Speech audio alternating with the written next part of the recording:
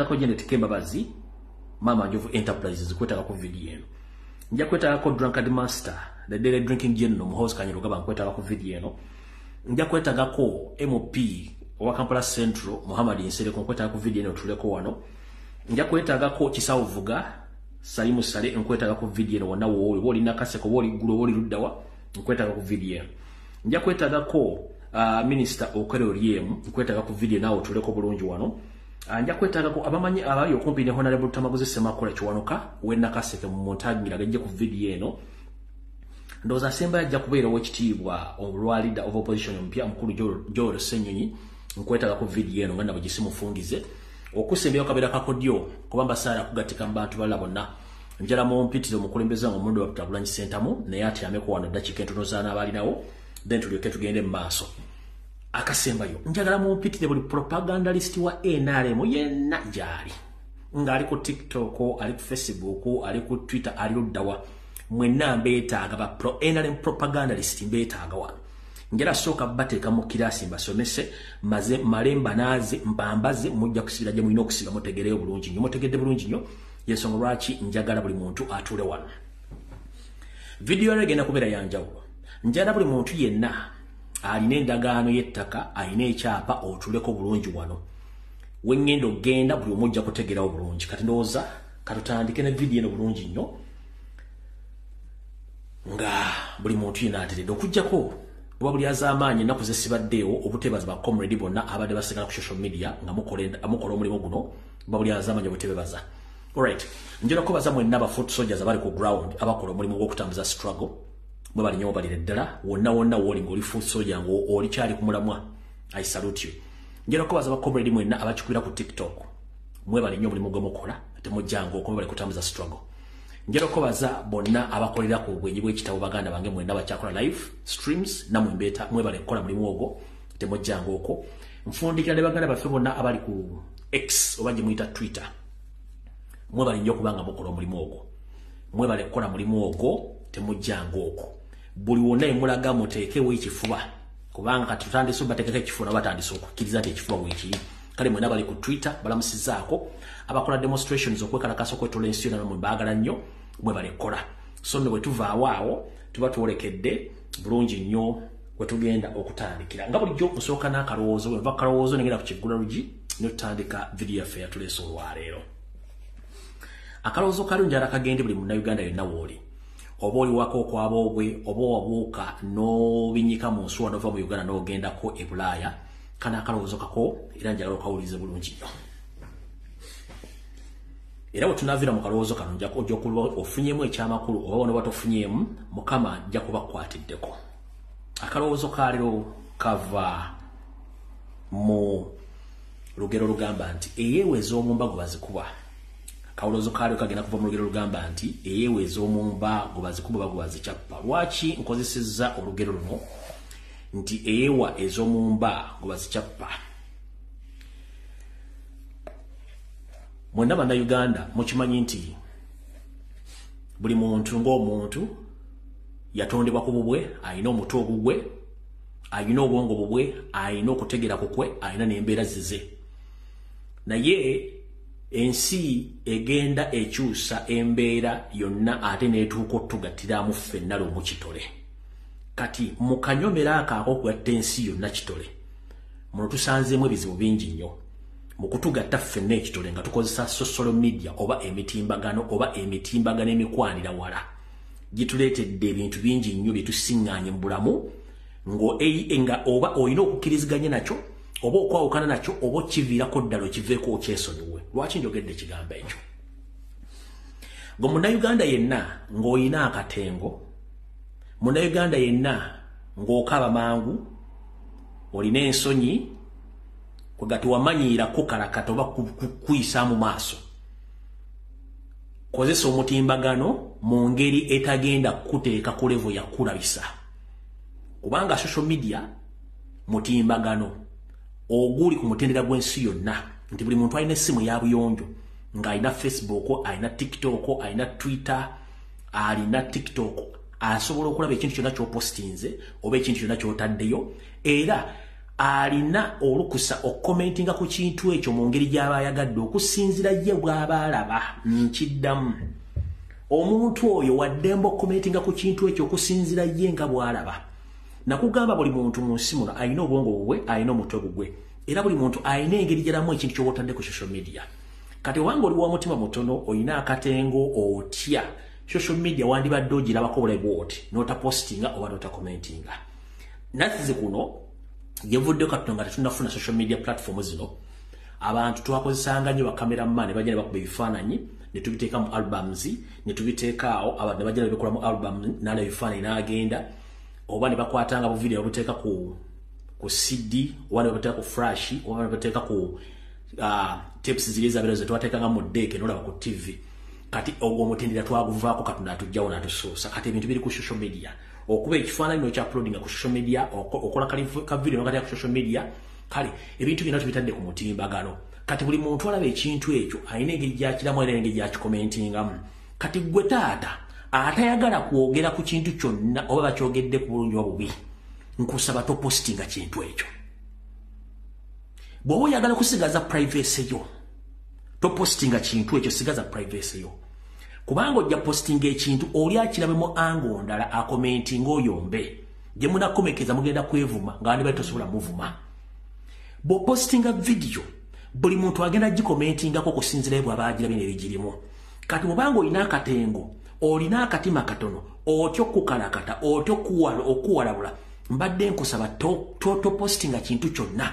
Eno bagiyita social media, nti bw'ota ekifaananyi kiba kitegeeza nti okitadde kigende ku buli muntu yenna ali ku mutimbagano okwo ajja kiraba. Bw'ota akatambi kiba kitegeeza nti okatadde buli muntu yenna ali ku mutimbagano agenda kukola ki, agenda kalaba. Kitegeeza nti oba tokyakalinako buyinza oba ekifaananyi tokyakirinako buyinza, kiba kitambudde kikoze ki, kigenze. Ndabye abantu bangi nnyo ate lwaki muyingira mu relationship yaffe, ate lwaki mwogera bino. Abantu baliwo okwogera kubanga eyatya okwogerwako yasigala munda ya nnyina. Nawe kennyini osiiba olokosa ebigambo ku bantu banno, kati naawe olirako bakkala kati ojja kutegeera. Kati gw'atya alina akatengo atya okwogerwako, gw'olira nti bakuvumye ennyo, social media gyesonye kuba the moment kasitoota ekifaananyi oba okiteeredde ensi, the moment kasitoota video oba ogiteeredde ensi. Oba weekubye make-up oba teweekubye make-up, oba wataddeko obukookowe oba wasibye ettayi oba tewasibye ettayi, oba wakubye ekikalu oba tewakubye ekikalu, kasita okola ekintu kyonna n'okita ne kiva ku ssimu ne kigenda ku kutimbagano. Ebikivaamu byonna kkiriziganya nabyo. Oba olikodinze voice note oba olikodinze ka video kasita kava mu ssimu yo oba mu folder yo ne kagenda, oba okatadde nti okaweereza public, that is it. Kati mwaba complaininga nga muba mukola nsobi, kibayita social media kyekyo. Ekintu kasita kikuva mu ngalo n'okita kiba kitegeeza kigenze. Mukkiriza abantu babakomentingeko mu bulungi oba mu bubi, kuba gwe wamuwadde go ahead nga wakitaddeyo, singa oba leero kitaddeyo tuli ddala ekikomentingako. Nkiddamu, social media eyina ba in-laws b'otamanyi na kumanya. Kwe kuli yakukyawa, kwe kuli akubanja, kwe kuli gwe wakyawa, wekuli n'anakukyawa enkya bonna babeera kuli nga balindiridde. Kati tolina kontrolo ku bo kubanga buli omu alina entegeera ye, endaba y'ebintu n'endowooza y'ebintu. Kati gwadde onoga nti ate simanyi mwajogeddeko kino, the moment kasita ojja ku social media ba in-laws oba ali ku mulimu oba ali mu buliri oba ali mu bbaala oba ali luddawa, alina right okugyayo essimu ye kasita akitunulako ye nga akomentinga tayagala kumanya. Bw'oba oyagala privacy, weesonyiwa okuuploadinga videos n'ebifaananyi ku social media. Bw'oba toyagala privacy nga gweyagala kibeere public, mugumire komenti z'abantu kubanga buli muntu alina ango yiye mwatunulira buli kintu ekiri ku social media. Ke kabadde akalowoozo kange, tugenze ku Kigula Lujji.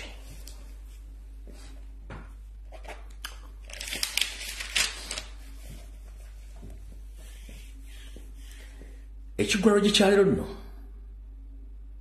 simanyi kigenda ssanyusa buli omu, naye njagala Ekigula Lujji kya leero kigenda kukwata ku bantu bali wammanga, bagenda kubeera abantu babika bina be baluwa.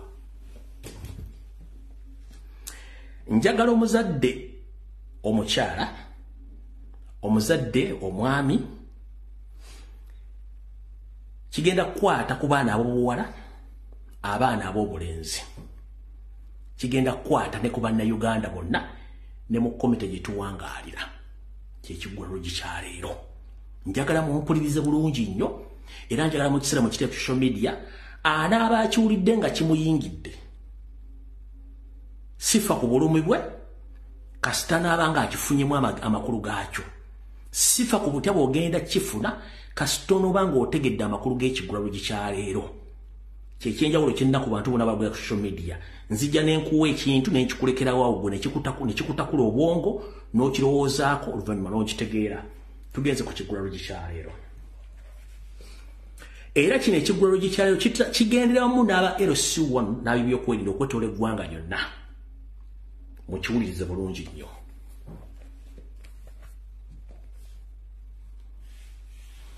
Era ngenda kijja mu lugero lugamba nti okugema kusinga okuwonya. Mu kigula LUJJI kya leero okugema kusinga okuwonya. Lwaki okugema kusinga okuwonya? Tuula, wuliriza, wekkaanye. Ebiseera ebisinga baba bagema baba beetangira ebinaava mu bulwadde obuyinza okugwawo oba okukendeeza ku misinde obulwadde gye bulina okutambulirako. Y'ensonga lwaki baga nti okugema kusinga okuwonya.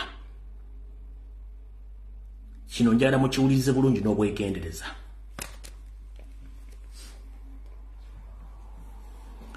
Gwe wenna omuzadde, omusajja oba omukazi, chairman LC1, chairman LC2 n'ab'ebyokwerinda n'abali mu Uganda. Nina emize oba omuze gwentandise okulaba ku social media nga guli mbaana b'obulenzi n'abaana b'obuwala, bannyabo ne bassebo, okugema kusinga okuwonya. Ntandise okulaba gurupu ezeeyita ez'abakyamu ba badman nga batandise okukola kye tuyita gang street fighting mu Uganda, mu Kampala n'ebitundu ebirala. Nkiddamu amannya gange nze Lumbuye. Ntandise okulaba kye bayita gang street fighting mu Kampala. Ekintu kino kya bulabe nnyo eri abaana ab'obuwala, abaana ab'obulenzi ne community zituwangalira mu Uganda. Mmwe temumanyi kye bayita gang street fighting ekivaamu mu zo singa bazireka ne zisaasaana eggwanga. Mu abaana ab'obulenzi ekibafuula omusajja si six pack, si kekanyama, si bwebuyaayi. Ekikufuula omusajja kwe kuba n'obuvunaanyizibwa ng'olina famire ng'ofuuse ekyokulabirako. So si buyaayi omutandise mu ggwanga, kyemugenda otandika temugenda kimalako. Nga nennabo gisi bufungiza abazadde mbakubira omulanga mugambe abaana bammwe ab'obwana ab'obulenzi beewale ebikolobero bye tuyita ebya ganga street fighting mu Kampala mu Uganda. Kikolwa kibi nnyo ekijja okuviiramu abaana bammwe okubatta oba okwetta n'abaana bammwe kennyini okujja okubabba mu mayumba nga banoonya ensimbi kuba balemeddwa okugenda okukola nga balowooza okuyingira ganga kyekigenda okusolovinga ebizibu byabwe nedda. Gwe omwana waana batazze kubba lwaki ajja kusindikira ekibinja ky'abayaayi kijje kikubbe iba muweeko omunyago gwe. Kyemutamanyi kye bayita street gangs. Ndabye ebibinja bingi nnyo ebiri mu kwepaaka simanyi nti nze ndi ganga gundi ganga ekintu ekyo kikyamu. Lwaki mbagamba ekigambo kino? Okugema kusinga okuwonya singa munaaleka ebintu bino nebigenda mu masimanyi nti nze oganga ya gundi yalumbye ganga ya gundi ekintu ekyo kya bulabe nnyo. Ensi ezimu ziremeddwa nga zaafuka za bulabe n'okugendayo kizibu nnyo omuli eggwanga erya Mexico, Venezuela, Ecuador, Colombia. Nga n'amagye ne gavumenti ziremeddwa abavubuka abafuuse ekizibu mu nsi ezo. Abaana bangi bafiiriddwa obulamu, abantu babbiddwa, ne ensi n'eva mu mikono gy'ebyokwerinda n'efuuka nga nsi y'abayaaye. Ekintu kino kibi nnyo kyekyolekedde eggwanga Uganda. Mukiraba ng'ekyokuzannya kigenda twala obulamu bw'abaana abawala, kigenda twala obulamu bw'abaana abalenzi, kigenda ku destabilizing community. Mutuuke okuba nti baga nti luguudo gundi toyitawo kwa bamesera kobe kiro. N'abantu batuuke kubadduke ku byalo olw'abavubuka bagenda okubafuukira ekizibu ng'ekintu bakitandise mu kirala. Okugema kusinga okuwonya.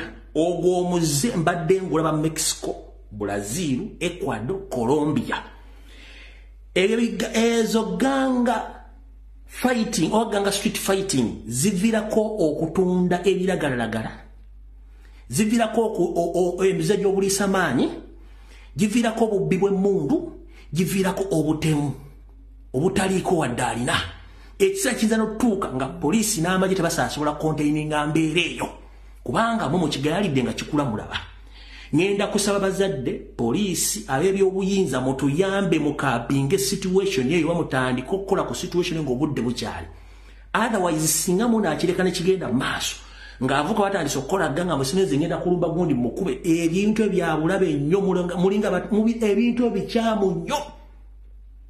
Ensejja tuko balemerera nga naawe kenyi tosobola kuyita ku street misana kawobekiro ng'otyayo.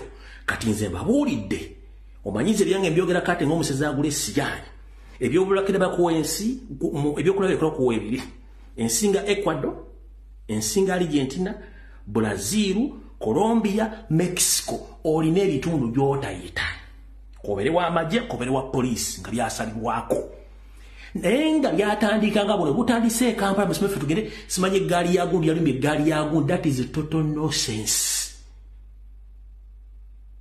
Bonna mubakwate mbateke mumakomera nga nabo gisimufungize. Ebyo ebintu batandise bitandika mpola bijja genda okula nga abantu tebakyasobola gambwako batuuke n'okuwamba LC oba ekyalo kyonna oba ekibuga kyonna nga tewakyali muntu asobola bagambako nga mulowooza kyakusaaga. Bino mbibagamba ne mulowooza bijja tuukawo. Kano kavidiyo bali kajjo ne bakabategeeza nabagamba ng'obudde bukyali mugeme ekintu kino ng'obudde bukyali. Abaana bamwe bano bajja tuuka bayingire mu mayumba gammwe babasabe ssente babatte nga tewali kimugenda bakola kuba gw'omwenzi alidde. Bwana batakubye gwe kennyini agenda sindika ekibinja ekira kijje kikubbe ye omweko percentage eyiye kyekibadde ekigulalo gye kyaleero. Ezo ganga street fighting ezitandise mu Kampala njamu kigulalo gye kiwedde.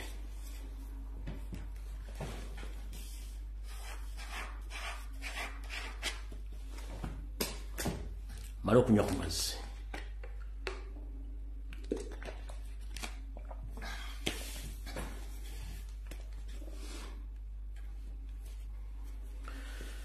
Kati ngenda tegeza mwenna abagala enkyukakyuka okwetola ensi yonna tulina omulimu munene nnyo okutambuza information okugisaasaanya.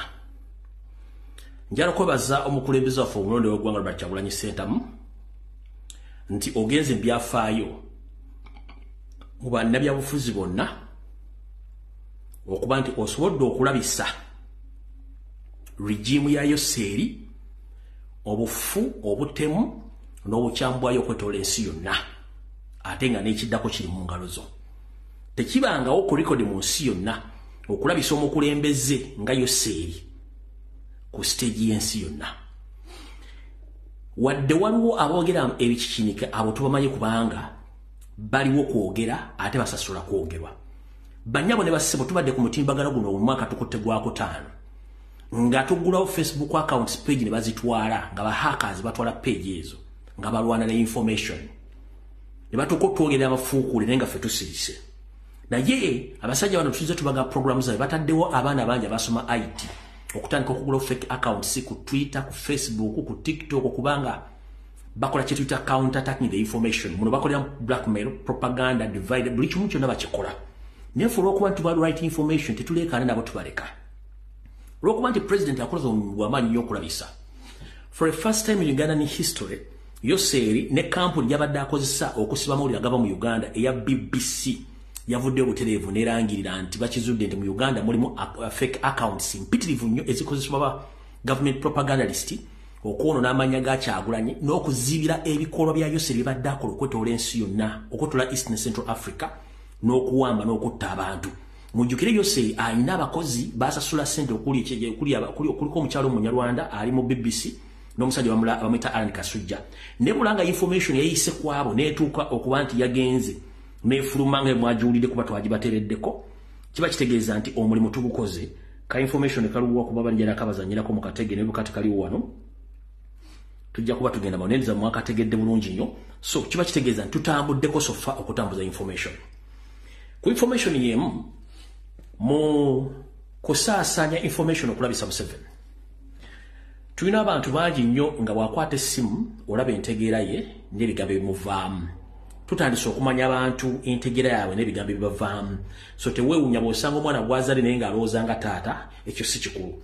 Naye twagala bategeeza nti bw'otwogere olwaleero documentary ebyafaayo byakwatibwa mu kalulu akawedde, obubbi, okuwamba, obutemu n'okutulugunya byatuuse ku kituyita entikko oba kyetwandiise climax.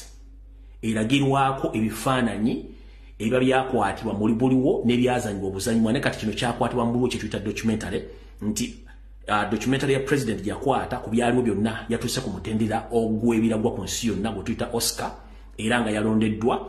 Tujja bategeeza ddi batandika okulonda naki, naye nga twagala tubalage nti ekyo tekibayinula ttama okuba tukyalina omulimu gw'okulabisa Yoseri mu ngeri yonna esobola, era bwe tunda tubategeeza essaawa yonna kiba kitegeeza nti kati Yoseri atuuse ku international scene nti abantu bonna bamutegeera ebikolwa byakoze. Kambazanyira akatambi kano then tulyoke tusimbule. And now the nominees for Best Documentary Feature Film. Bobby Wine, The People's President. The Eternal Memory. 4 Daughters. To Kill a Tiger. And 20 Days in Mariupol. Muzamutegedde. Awo tutuusiza okulabisa Yoseri. Kati mwe temufa kuba airline propagandalist kuba gwe gubasasuza.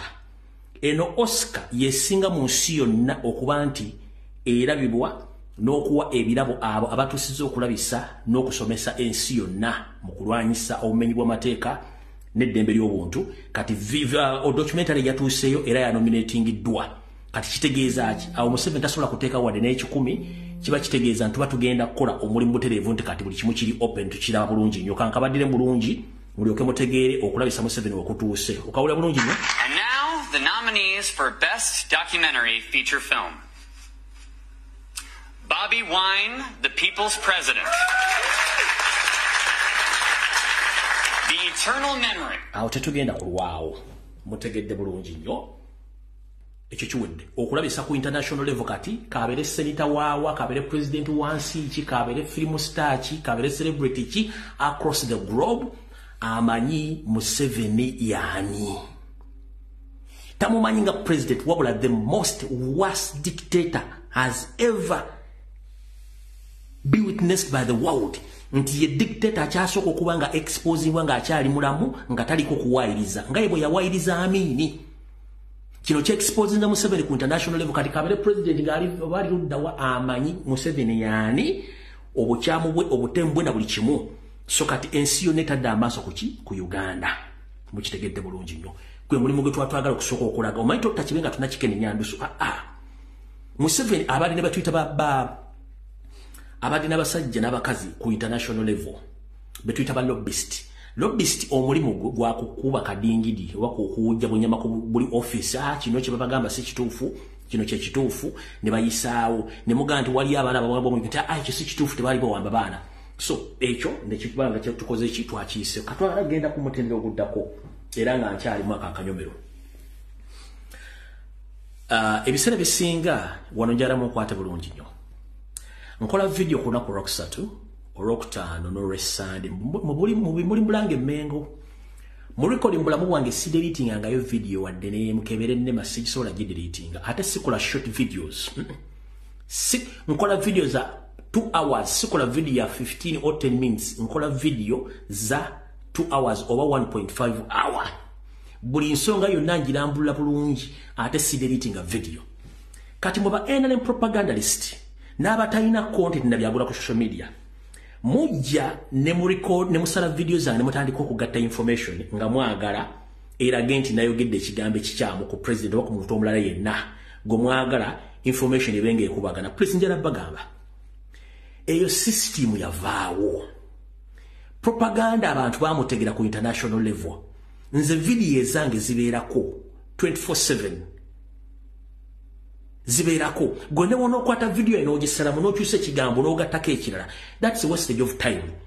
mukyuse tactics ne bono gatalo Kyagulanyi Ssentamu ebigambo byayogedde jjo nobigatta noyebiteeko social media nti yagambye kati yakyusiza ebigambo. No, that is wastage of time. Kyemulina okukola okulimiriza Robert Kyagulanyi Ssentamu kiri ekintu ekikambo w'amagezi gabwere nga temusasudde. Mukole ebintu by'abalagira okukola nga mwe gavumenti ekisooka. Abantu bamulonda 75% mu mw'obuyinza bwe bwaddangamu n'abazoganya nze mbaluka. Enguudo muganye zikola bw'azoogerako ate nga mutandika teekawo blackmail ekyo kikyamu. Amalwaliro tekuli ddagala. Insecurity nyingi mu Uganda. Abaana bawambibwa, sente z'eggwanga zibbibwa, misuse of government resources and funds. Ebyo mulina okukola mujja kujja Kyagulanyi ku media, but bwe mubanga mukola vice versa ne munakola propaganda ali ku local ku international ne mu helo temusobola kujja Robert Kyagulanyi ku social media da ku media. Mbuuza lwaki? One, ffe tulina ebintu bingi nnyo ebyokwogerako mu mutalina. Engeri gye musobola okuyimirizaamu national unity platform people power ne Robert Kyagulanyi Ssentamu ne Lumbuye kwe kukola exactly bye tubagamba okukola. One, muze obuyinza bwaffe, mulekerawo okutta abantu, mulekerawo okujja abantu ku mataka, muteeka amalwaliro eddagala mu ddwaliro, mukole enguudo, mukole buli kimu ekinoko, then amujja kujja ku Robert Kyagulanyi Ssentamu ku social media. Naye bwe mutaakola ekyo mumala biseera nga nfundikira mu kanyomero ako. Waliwo ku media ne mu marketing, ku media kuno kuliko mainstream media ne social media. Tukozesa enkola bbiri mu bintu bye tukola ebiseera ebisinga. Ku media konna oba marketing temulimu bad marketing, teriimu. Tewaliwo bad marketing. Yensonga lwaki MTN ebekuba obulango ekuba ye marketinga MTN ngekuba Airtel. Yensonga lwaki nti iPhone bwe bekola obulango bwayo ekuba naye kuba Samsung ne Samsung ebekuba obulango ekuba ki ekuba iPhone kubanga yagala ekintu kyayo kitunde. Nenge simu zonna ogenda zeetola ng'essimu zeki simu zezimu. Abaguzi bawula kiki kye baagala choice. Kati mu marketing ne mu promotion tewaliwo promotion nkyamu ate waliwo promotion ennungi.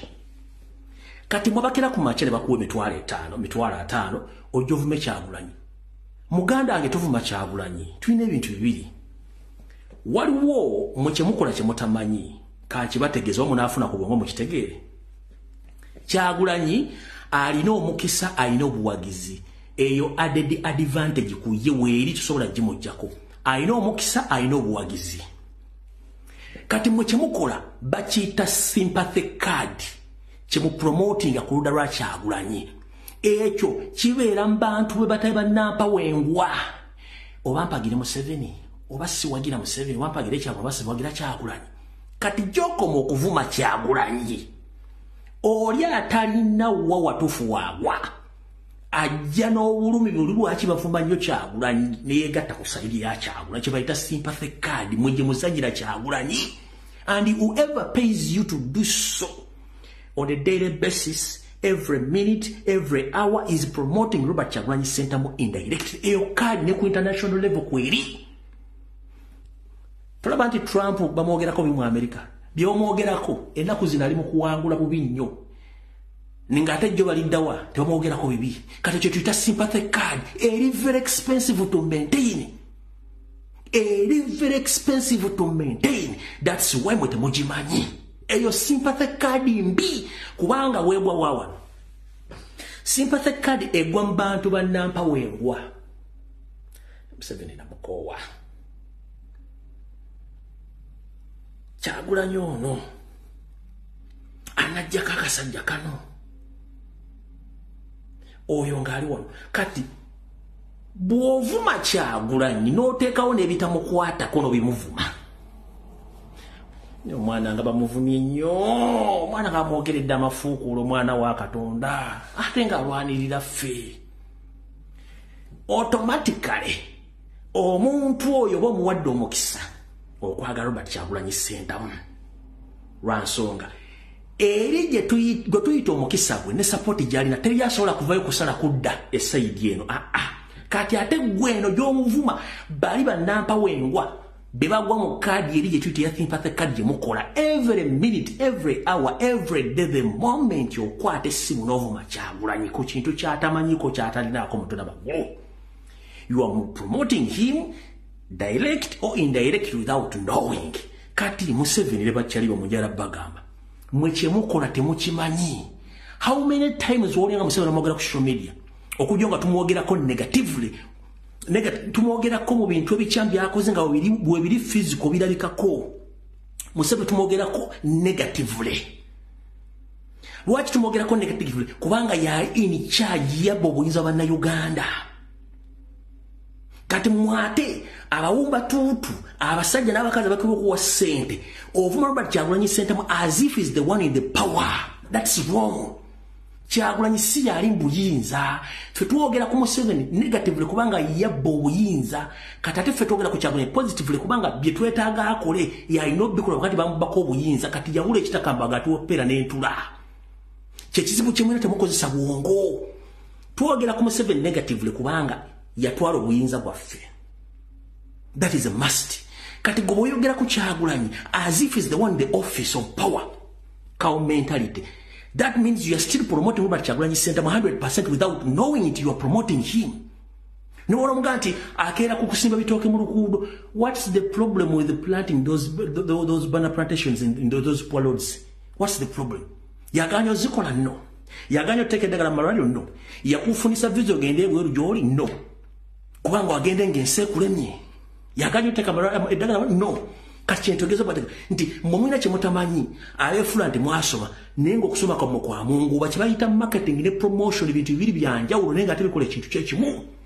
Oyinzo kola omuntu ekintu n'ozika oyambe muyambe kiriza enswaso tayanula yerege ngalabi.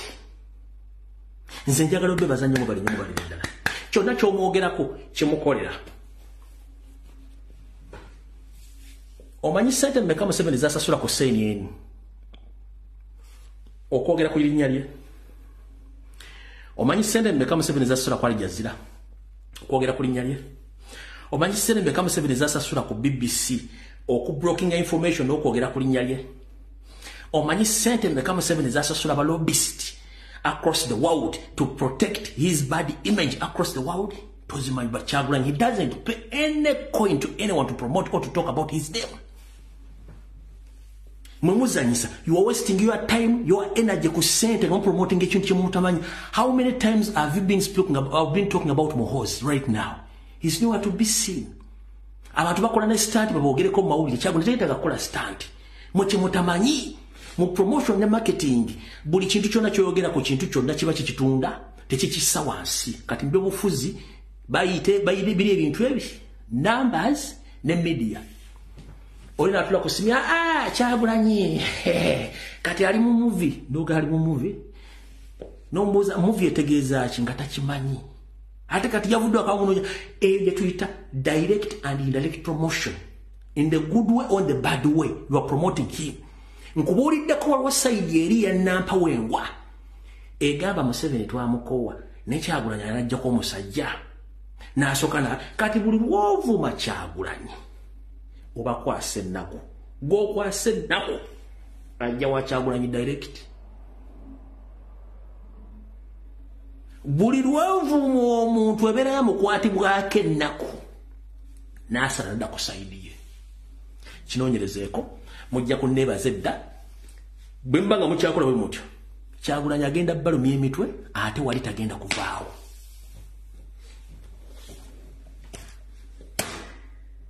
Video etandise entuufu mwebale kujja abasharinga mu sharinge. Tutandise ndowooza na bino kansokera ndowooza ku lutamaguzi. Mukulu James Birungi wa Semwaye, Abel Kandiho, police and military. Mumpulirize bulungi nnyo. Ladies and gentlemen, the CMY boss, ISO, UPDF, military, including Museveni and your family. We as Ugandans, we are less concerned about your thinking capacity. Because we know it very well that you are in power accidentally. You're not supposed to be there. You know where you belong. That's why the country is messed up. The system of eliminating or assassinating your opponents doesn't work anymore. We are in .com era. So every time you sit down and you discuss about eliminating your opponents, it's an old tactic or system. It doesn't work. Because now the world knows who exactly killing Ugandans, especially the elites, politicians, and business personnel in the country. It's you, Museveni, and your government. So as we speak right now, you are planning to assassinate Honorable Lutamaguzi Chiwanuka Semakula of Nakaseke. I've received the information yesterday that you planted some ISO and CMY agents in his business. And you are going to use lethal poison to eliminate him. If not so, you are going to use among your agents in his business or firms to go against him. In the process, any scuffle can happen and Lutamaguzi might be eliminated in that process. So Museveni, Janet, Salimu Sare, Isobos James Birungi, Abel Kandiho, stop your nonsense. It is on record that all along you've been looking for Lutamaguzi Semakula Chiwanuka to be eliminated because he had become a stumbling block in the process of taking over Luwero, Nakaseke, and other areas of Uganda to own the land. So Lutamaguzi is a stumbling block. So Honorable Lutamaguzi, whenever you are, please, it's high time you change your management. If not so, cease all the operations of your firms and other businesses because some of your workers have been infiltrated. You might get problems in the process. So James Birungi, Yoseri Museveni, Geneti, Salimu Sale, stop your nonsense with immediate effect. We are tired of that system of eliminating people. Politicians are not enemy to you, as you are an enemy to the country and as an enemy to the Ugandans.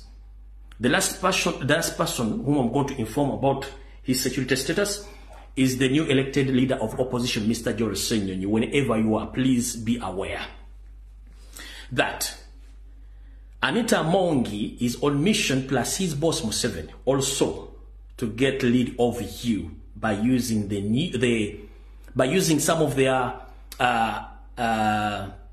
stuffs which were left by Mpuga behind and the vehicle which is going to be given to you.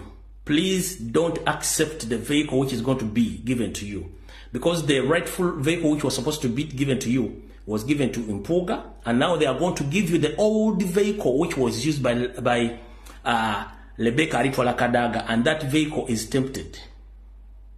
So don't use that vehicle, use other means, but get to know that all the stuffs which were left behind by Mpuga, they have a mission to blackmail you and even to poison you so that they can take over that office and to put the person that you want in that office. So Mr. Joel Senyonyi, whenever you are, be very careful.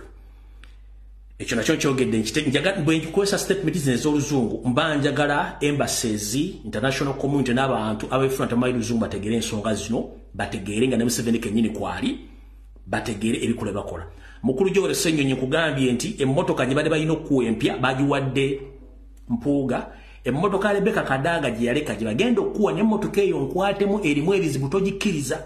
Ate abakozi bakulemezaako abampuuga abasigalawo balina mission emikono gyabwe either okublackmailinga oba okuwa obutwa kubanga emmotoka gye wadde Mpuuga agenda sigaza neridika era n'ensimbi zadde afunanga lupa agenda zisigaza mu buli kimu bwe kiri process kuba abantu abali mu mission y'okujja bangi nnyo so njala obeere ng'omanye Mukulu Lutamaguzi Semakula bakamba okuwadde nawe webeere mu president eno message nawe yo mukama wange mu ntambula z'otambula njala obeere careful nnyo. Waliwo abasajja bakutambulirako era ba iso na basemwaye balina mission either to shoot and kill oba okuba amasasi okukulemaza ne group yonna gy'otambudde nayo, so be very careful. Ekira ngenda kusaba mukulembeze bw'onobanga ofunye obudde ofune abakugu mu kunoonyereza ebyuma ebiba bisimbiddwa ewantu okuketta. Ntegezeddwako nti mu process bano okuvaawo tebavuddeyo nga baagala no.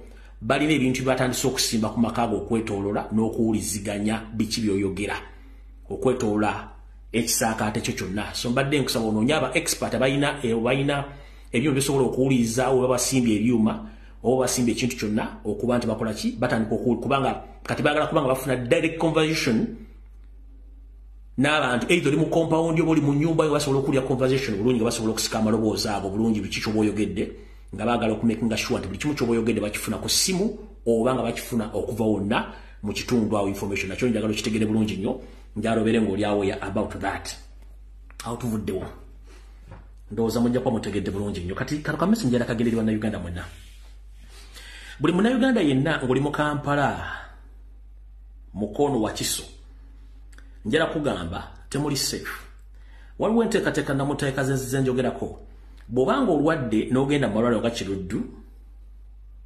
Kawempe ne Mulago n'amalwaliro amalala ng'olina either ekirwadde kya ulcers oba otanyanyizibwa mu lubuto oba olina ekintu kyonna ky'otategeera nga kikuliko bw'oba ogenze mu ddwaliro nga tebasobola kuwa ddagala tokkiriza kusala waliwo enkola ng'eri state funded ey'okutandika okusala abantu ng'abasala nti babagenda bajjanjaba naye ng'ate ekikolwa kino bakikola nti olumala okukusala wayitawo akaseera katono nnyo n'ofuna obuzibu n'ozikiriraawo eno enkola bagirina abasajja ba SFC abeefula basawo Mulago gye bali ogenda lusazi kuluma oba olina ekintu ky'olya mu lubuto baga togenda kusala ky'okusala todda ngulu oba ogenze so mwegendereze nnyo n'ekyo njagadde mukitegere bulungi nnyo ensonga endala yiino gw'omuvubuka ow'obulenzi oba ow'obuwala naawe omuntu yenna njala bategeeza waliwo enkola enneekusifu gye mutamanyi nagyogerako ku katono togezanga n'okkiriza mukazi wo ogenda okufuna obujjanjabi oba okulabirirwa kw'obwereere mu malwaliro genjogeddeko era waggulu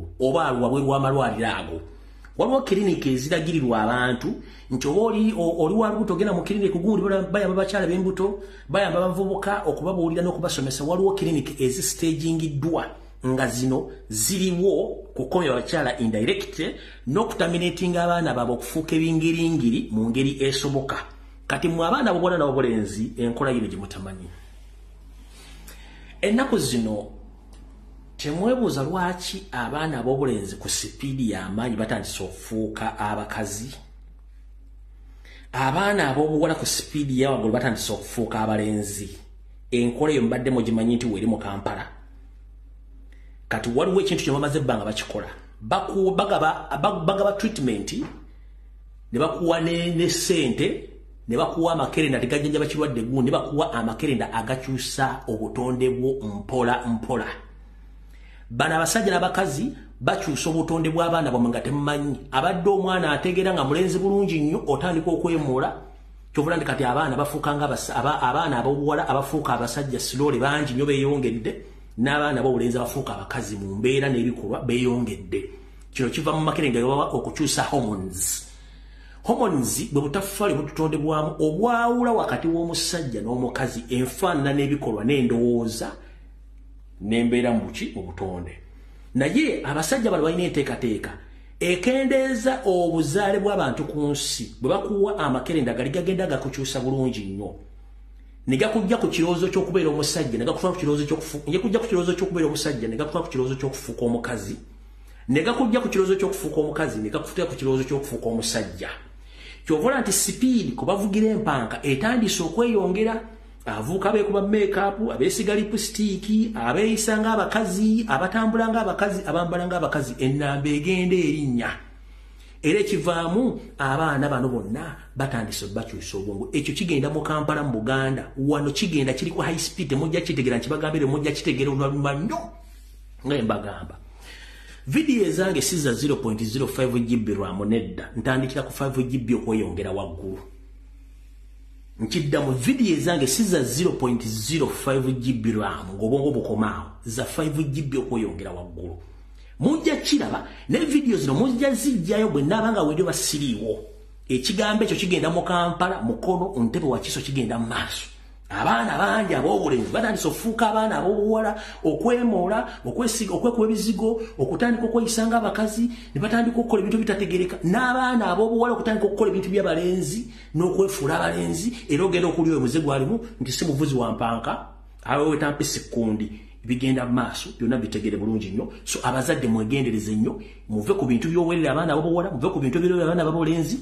mugende mukole ekikufuula omukazi kubeera na mpisa, kutegekera baana bo, na kuzaalira bbaawo, na kwefaako ng'omuntu. Ekikufuula omusajja buvunaanyizibwa, na kusigala ng'oli musajja, ng'olowooza ng'omusajja. Ebisigadde mbiveeko temujja kusobola nsi eno kubanga giraga temujja kusobolayo. Kati ekyo nkibagambe mukitegere bulungi nnyo. Era gwe omwana ow'obuwala bw'osanga omusajja nga yeesiga lipshayina, yeekubye lipstick, ayambala ng'omukazi, yeemoola, ali awo tategerekeka dduka. Naawe omulenzi bw'osanga omuwala ng'ali mu kika kye kimu ekyo, ng'ayagala kwefuula mulenzi, naawe edduka emisinde ng'obudde bukyali, otherwise ojja tugwamu. Awo tufudde otugenda mpola mpola.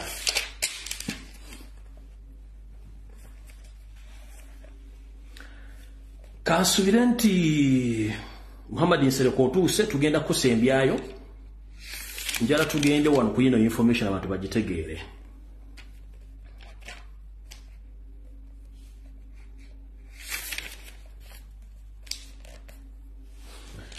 Kati oyina endagaano y'ettaka, olina ekyapa, oli mu diaspora, oli Kampala, kavudde kwanjula kati katandise.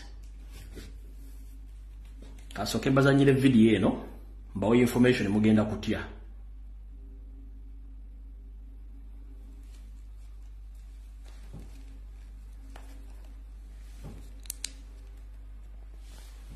Gavumenti erungamisa nti buli munnayuganda alina ekyapa asitukire mu mbagira wagende ku post office bakiteekeko address oba endagiriro. Kino kigendereddwamu okuyamba ministry y'eby'ettaka okwogezekanya obutereevu ne bannannyini ettaka batuufu singa baba bawa embeera ey'okumpanya ettaka. Bino bituukiddwako mu lukuŋŋaana lwa bannamawulire oluyitiddwa ekitongole kya gavumenti ekigaba post address mu Uganda nga lubadde ku ofisi zaabwe wano mu Kampala. Akulira ekitongole kino James Ayinayitwe abuulidde bannamawulire nti kyazuuliddwa nti ebyapa ebisinga mu Uganda tebirina ndagiriro nnambulukufu, nga kino kiwadde omwaganya ababbi b'ettaka olw'ensonga nti minisitule y'eby'ettaka efuba okubaweereza obubaka bababuulire ebigenda mu maaso ku ttaka lyabwe naye nga tebabufuna.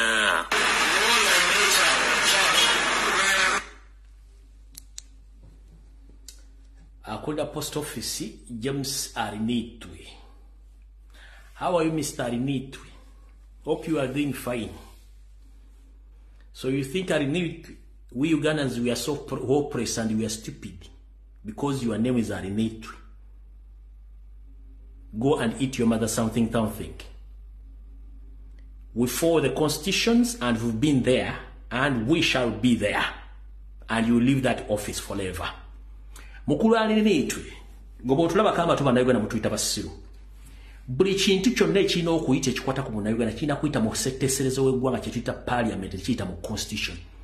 Minister of Lands n'ettaka lya bannayuganda lirina amateeka agalifuga agatali gammwe basserwajja okwoota baagala okubba bannayuganda. Tukimanyi nti bajjajjaffe abasooka okufuna ebyapa tebabifunira mu post office, era information ebikwata babifuna mu post office. No, this is your nonsense. Mwagala okumanyira bino kati wuliriza munnayuganda.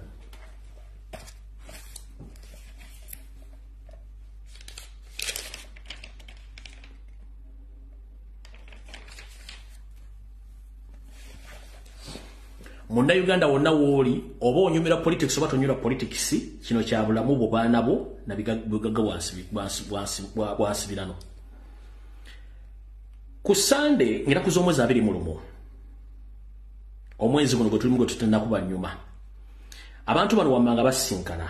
Omwali Minisita Sam Mayanja omusajja Omunyarwanda, Wasanya Kalo Charles Peter Mayiga Salonga Mulengejja, omwali Salim Saleh Kisawuvuga, mwalimu Muho Museveni, mwalimu Nabakoba ne Geneti ne batuula okuteesa butya bagenda okutwala ettaka lya Buganda lyonna erisigaddewo eri abantu abeekuumye nga tebamanyikiddwako wa we bali, ebyapa biriroddawa n'amataka galiroddawa. Mumpulira bulungi okuba meeting yatula ku Sunday yataka saa 10. Kati mumpulirize bulungi ekigendero. Omusajja ono mukulu bayita Ayinayitwe agambye nti tunofuna post office address tufunemu information ekwata ku byapa byaffe.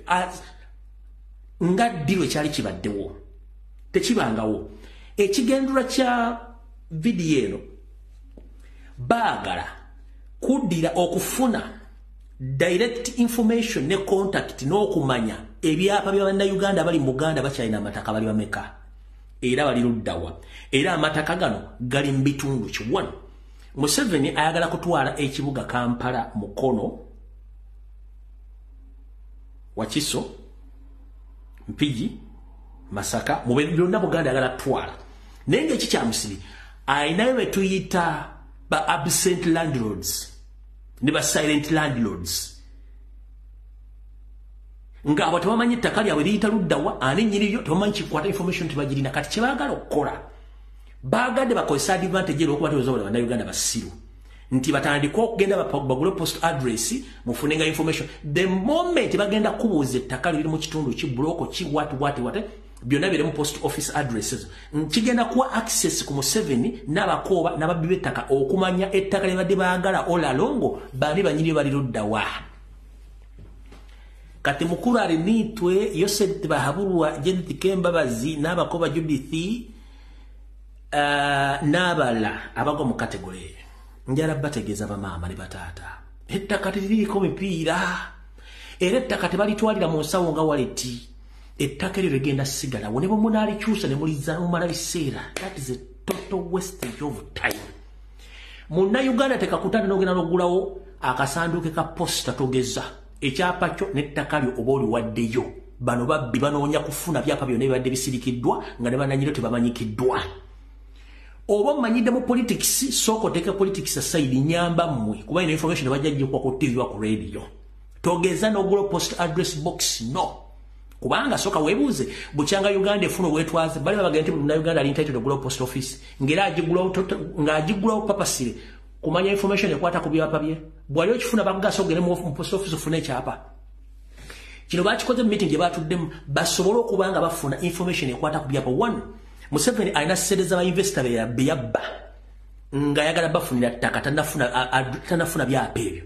Museveni alina abanyalwanda bamutudde mu kiwatu nga baagala ttaka tanalifuna ne bwafuna ebyapa bino n'amanya baani bannanyini byapa bino kijja mwanguira okutandika okunyiga omukuomu ng'anyiga ekiku ebyapa abijjuze babikyuse. Kati mukulu alina yitwe and your family plus your boss Museveni going to eat your mother something lino ttaka ly'Abaganda ate lisigala nga ly'Abaganda.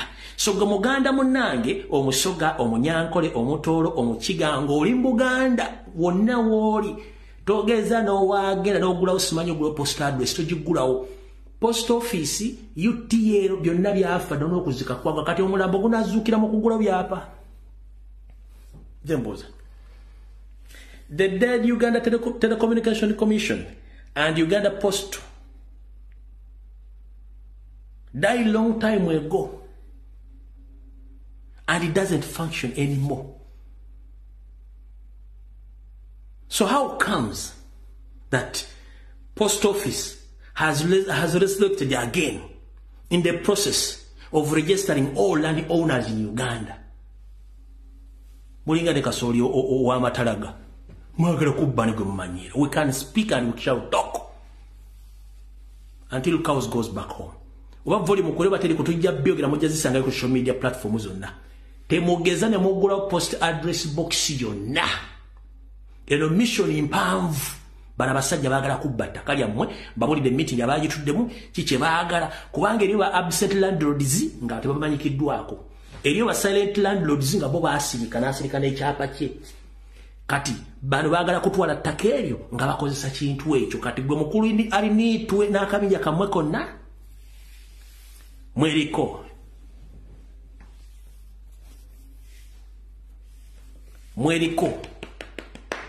mugende mubbe banyammwe ettaka telisenguka telina mipiira oba mukyuse ebiwandiiko nabaga ettaka liriko history yaluwa ekyapa kibeerako ne mother title so ekuba kuliko mother title ne munakyuse ebyapa 17 ebyapa birina mother title temugira twala ettaka ly'abantu awo tovuddewo ekyo nza mukitegedde kuba sala babisa nnyo. Kati kasule Museveni kuoli wabwogo namwe bakwateko mbakalakata before nga sinna bakalakata kansokenza nnyo akatambi kano era nsoke mbategeeze ekigendera ky'ebintu bino. 1 njalo tegeeze eggwanga Yoserisi afuga eggwanga essaawa zino eggwanga Janet Kembabazi alifuga ne mukoddomi we amuwujira ekiwujiro kya mukyala we wakyamuwala gwe bayita Odrek Lwabo gwe bafuga eggwanga. Nchiddamu. The country known as Uganda as we speak right now, the country is led by Janet Kembabazi, as it was in Zimbabwe during the time of late Robert Mugabe. When the wife to Mugabe took over power without the knowledge of the people of Zimbabwe. It's the same uprise right now in Uganda. Museveni doesn't. You see Museveni as a person right now, he's seated there talking, but he's under the control of his wife, Janet Museveni, with the influence of their son-in-law, Odrek Lwabo. Eggwanga Janet yalifuga. Nga Mukamega bwe yafuga Zimbabwe nga tamati Zimbabwe efugibwa mu Mukamugabe mpaka abantu bawunzika ekintu nakino bwe kiri. Byonna bikolobero ebyokutta okuwamba okubba n'okukola Janet yabikola ne mutabani we Odrek Lwabo. If you want to prove me wrong, abasajja bano baali solo kungana na Namukwaya terina headquarter mu nsi yonna. It's a total international nigina. Amanyi nigina Namukwaya, it's a total international nigina function. Terina kintu kyerugenda kwongera ku Uganda okujja okuleta ba mafias ababbi mu Uganda. And I'm here to warn all those participants who came from different countries to attend that meeting. You are dealing with the wrong person. Museveni is not Ugandans, as I stated previously. Whatever agreement you reached on with Museveni, you will blame yourself. Because for us, we don't count Museveni as a Ugandan, as a president of Uganda. Previously, we elected Robert Kyagulanyi Ssentamu as elected president of Uganda, not Museveni. Museveni and his family, all of them, they are foreigners from Rwanda.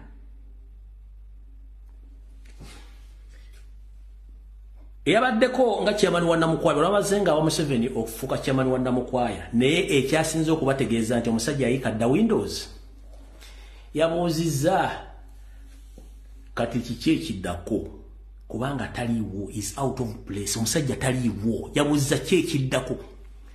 Museveni yayogeranga essaawa 3 n'ensi n'etya kati bakwasa wa chairman nga tokyamanyi kikiddako nga gwe chairman muzuukuke mumanyi nti eggwanga liri mu ntata kaakano.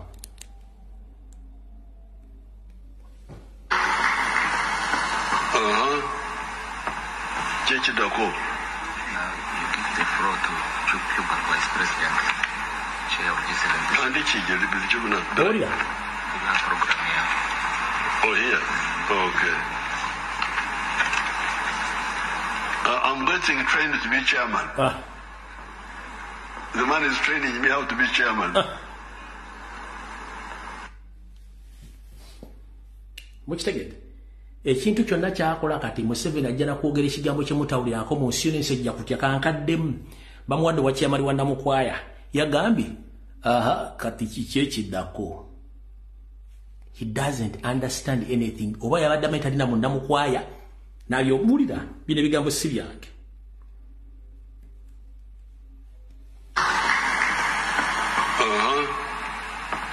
Chechiddako. Now you give the floor to Cuba Vice President, Chair of G7. And the Chija, the Juna. Naddala mu lwawo Nyarwanda. Oh, here? Okay. I'm getting trained to be chairman. The man is training me how to be chairman.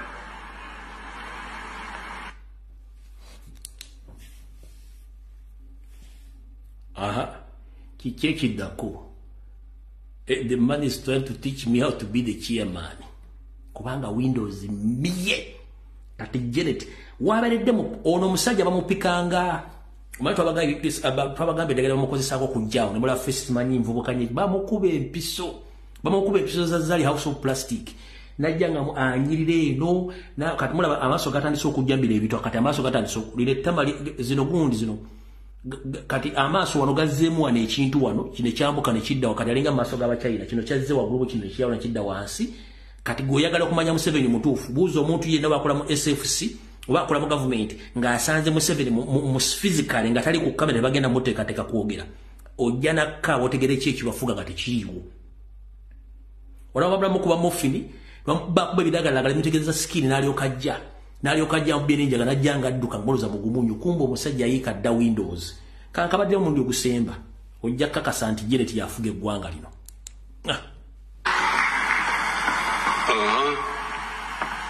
Chechidako. Now you give the floor to Cuban Vice President, Chair of G7. And the Chief, the program here. Oh, here? Okay. I'm getting trained to be chairman. The man is training me how to be chairman. Kati awo ajja okwogera ekigambo olubu ku mpewo ensejja kutya. Kati lwaki abantu tebategeera ki ekigenda mu maaso mu Uganda? We nayagalidde omanyi nti okwogera n'ebigambo nemugamba balumbi ebigambo abijjawa. We nayagalidde eyaliko omukulembeze wa America Trump yatuzzeemu biki bye yatuzzeemu wulira basing on that small video. Trump yagambye bw'ati Donald Trump yagambye bw'ati yagambye rise up Africans abaddugavu musituke. Ono Trump yayogera basing ka video yako yagambye rise up Africans abaddugavu musituke. N'agamba they are good in nothing. Yagete Abafirika muli balungi mu bintu ebitaliiwo. They are good in nothing else but making noise, dancing, marrying mene, wives, alcoholism, witchcraft, including sex. Yabagambye nti abaddugavu muli balungi nnyo mu bitagasa. Gamba ng'okukuba embeekuulo, okuzina amazina ag'olulekereke, okuwasa abakazi abangi, n'okwesiwa obugonja gattako ebikola by'obulogo kalenzi, n'okuwujja ebiwojjolo okuva ku makya mpaka ku Mande. No kubeera nti yagambye nti pretending in church, jealousy, fighting, complaining of bad leadership, but yet you refuse to take decisive action, protect, remove the brigades of the position of power. Nabagamba mweke nyini mwefuula abagenda ennyo mu makereziya nenga kubutayagaliza obunanfuusi okulwana okwemulugunya ku bakulembeze bamwe abafuukidde ekizibu mutasobola kujjako mu bukulembeze mufune emirembe kwe mutudde. Sibye mbagamba bulijjo wano oyo gwe bayita Donald Trump naye nga mbibagamba wano nti baleeta wa World Cup nga yakuwujja kiwojjolo okwetola ensi yonna aba Africa tukwata kisooka ate mu Uganda tuli bazibu nnyo. Program ezibera ku TikTok ati maanyi ga kisajja simanyi noonya mukazi noonya musajja kati bataddeyo n'eno eno kampuni mpya yazze bagiyita batya yiyo omanyi mu bitubaga ebituno nga mulooza tusaaga kampuni yiyo oba ani director waayo yiyo sijikubira kalango wona njala bategeeza kujuliza bya Trump. Kampuni bagiyita Working Boys Agency. Mbabalenzi abakola. A chance to meet escort man of your dream. Omukisa okusinkana omusajja wo okubeera kaawo obumwagalidde guguno. Ne bagamba our services. Omuli male companions for social events, dinner, weekends, nights, travel companion, one of the person in attendance of service, live chat, interaction and advice. Booking can be made by the hour, 1 hour and a half, a day, full day or night. Kati eggwanga betandise okujjamu nga bakola ne program ne kampuni ezitandika okupromotinga bas. Tulambo tuvume.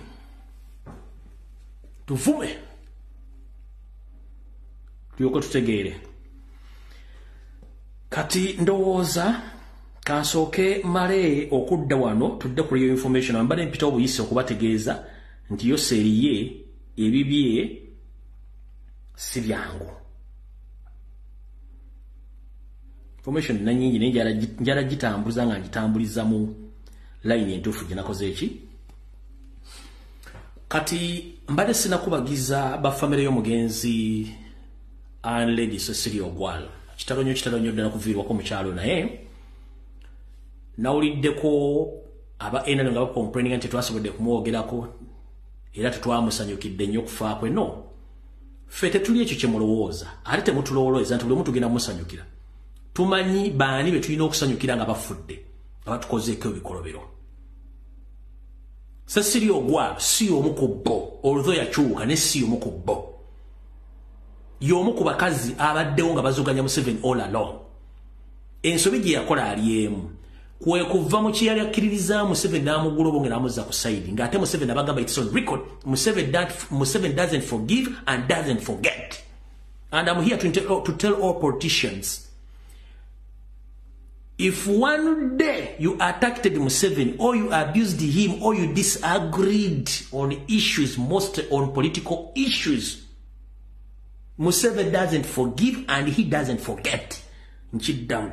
Gwe munnabya bufuzi kuba wali owakanyizaako Museveni mu nsonga yonna ekwatagana ku yeggwanga oba ku yeebira obufuzi n'omukyalenjinga.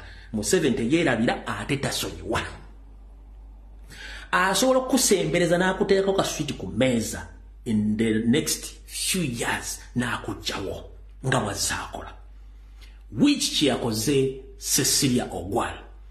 Njagala mumbuulire watu wale mwaludde ku Cecilia Ogwal mulwadde. Mumbuulireko nti yaliko omulwadde wamu era n'ogende indi yeetuteyoka naye teyavuddeyo.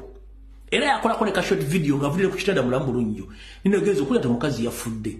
Which sisobola kujjawo nti baamugjawo bujja kisobola kijjawo kubanga yeetwala yekka. Tewali likoderaga nti Cecilia abaddeko omulwadde emyaka oba 5 ebega tena likoza abadde mulwadde no. Baamugjawo myeka kubanga y'omu ku bantu abadde bamanyi mission eri. Yalo Cage agenda ajjawo omu ku Museveni doesn't forget and doesn't forgive. Teerabira ate tasonyiwa.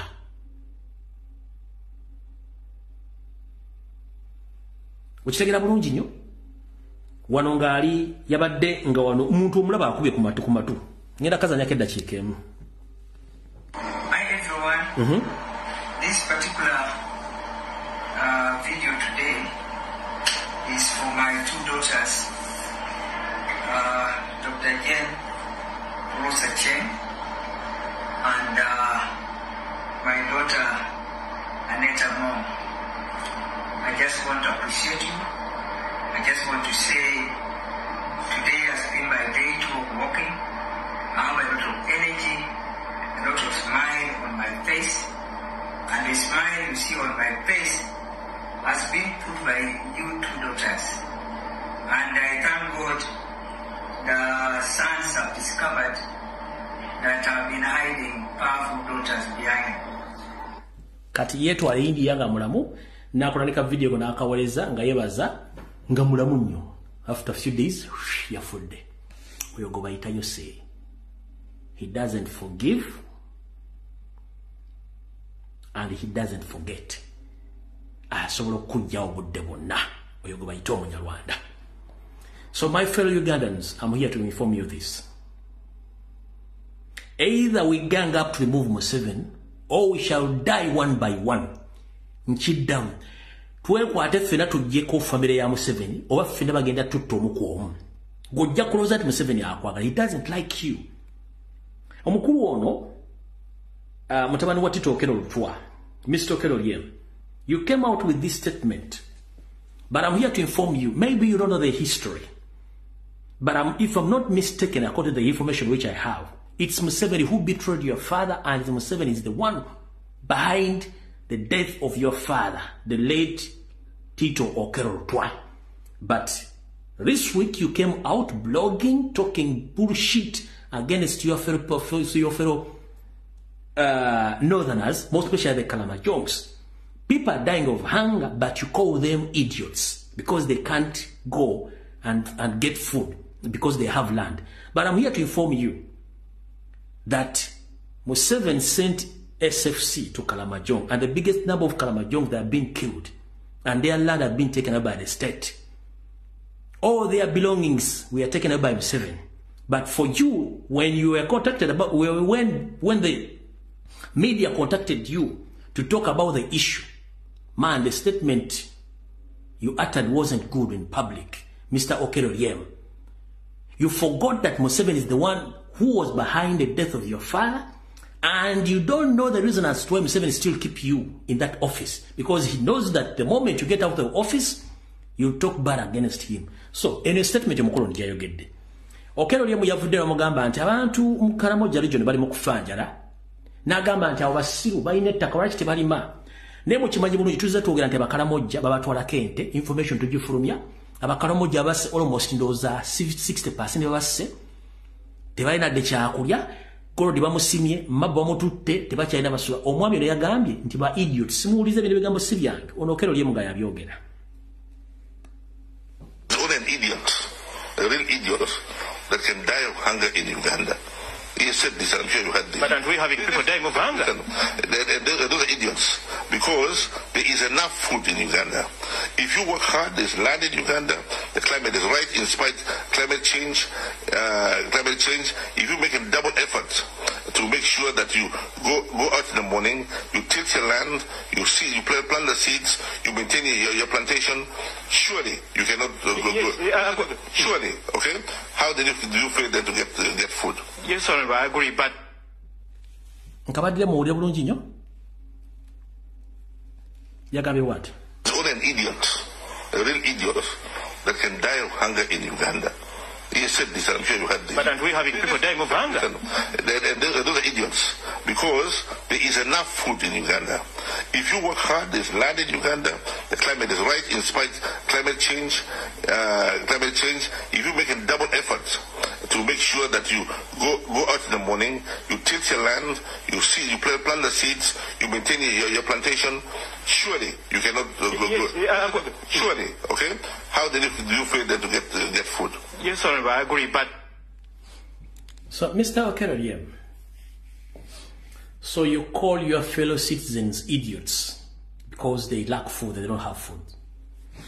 But I'm here to remind you that the late Idi Amin Dada left each and everything behind, including the food reservoirs and oil reservoirs, in case there is any kind of a bad situation in Uganda or catastrophe. The government you're serving right now privatized each and everything which Amin left behind, including the food reservoirs. Even if something bad happens in Uganda right now, Ugandans, we can suffer without food because we don't have food reservoirs, we don't have oil reserves in Uganda. The government you are serving sold each and everything which was belonging to Ugandans. So, which kind of minister are you? Because for you can sit and eat and you start gassing around in your office. Your family is well, but think about other Ugandans who are suffering.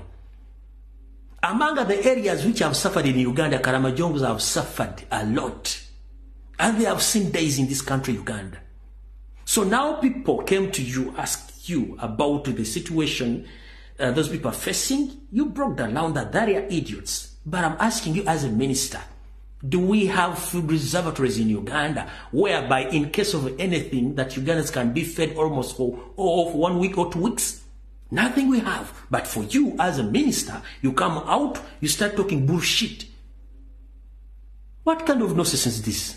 A full minister mulamba, n'ova n'ogandi bantu bano nti basibu, ng'okimanyi bulungi nnyo nawe okimanyi nti Abakaramoja bali mu kuttibwa, batwaliddwako amataka, ente ze bazitutte, Golodi mumusimye, Mabo mumututte, abamu bali bawanga bangira na Kenya, gwe ne bagamba nti bantu baffe n'ogandi they are idiots mukulu. Ensi ki gye mulimu? Gwe bwogejjanga ente yesse ku gye bagenda okulya ku kusekukulu oba ku Idi, tekitegeeza nti buli muntu mugevu nga ggwe. Ennaku zino n'okwogera ndowooza tokyasona kwogera olinganga nti gye bagenda okulya Christmas kubanga gwe olina ssente oli bulungi nnyo, but some people are suffering nnyo, abantu bali mu kusafaringa mu Uganda. Mumulowooza ensi mwagi. Let me tell you one thing. In this world we own nothing and we go with nothing. Tetulina kintu kye tulina mu nsi muno ate tetulina kye tugenda nakyo. We just use each and everything on this planet Earth and we leave them behind. We own nothing and we lose nothing in this world. We lose nothing and we own nothing. Tetulina kye tufiiro ate tetulina kye tulina nga ffe abantu. buli kimu tukiyambisa bweyambisa Mr. Okero Lyem. Let me show you the live example. The late Speaker of Uganda, Olanya, left a lot of properties. One of his properties right now, you can't imagine what is taking place in his home area, where he left those properties. So if you sit there and start bragging, talking nonsense about the community, so the day will die, people will laugh. And people, your family start asking, why are people laughing? Because you are dead. Katika ankulageko, gano ge maka, Olanya ge yareka. He's nowhere to be seen.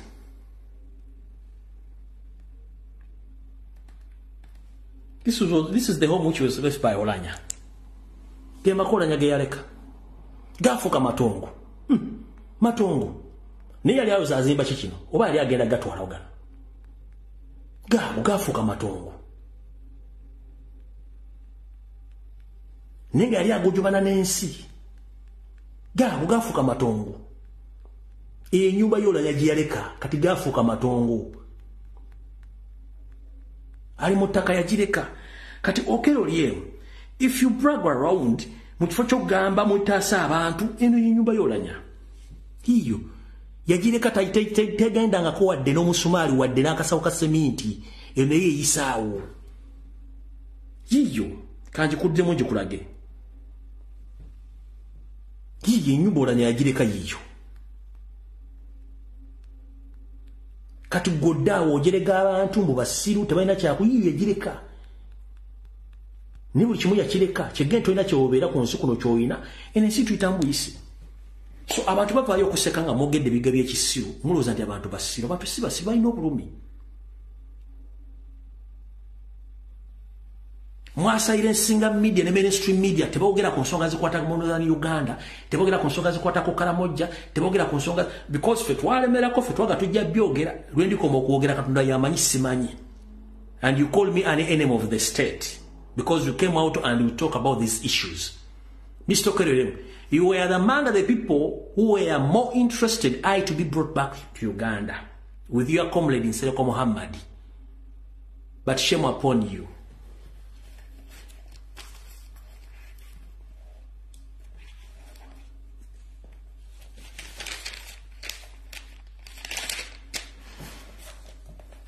Kati ndowooza Nsereko Muhammad nawe otuuse. Y'obudde butuuse buti. Bukyali. Nsereko Muhammad ndowooza otuuse. Mwawulira luli omusajja bwe yajja n'akola bu video obukambwe ennyo ku TikTok ng'alumba Lumbuye biki sigenda buzanya. Obu video bwe yabukola alina ekiniga alina obusungu kunze ng'omuntu. Kubanga nalemesa buli kimu kyeyali apulaninze. One. Ngenda basomera report ya Semu ali report gye bawaddeyo seri ku Muhammad Nsereko. Ate Muhammad Nsereko oyina okuzzayo sere za government obuwumbi buna n'ekitundu bwe bwakuwa okujjawo guno omutwe.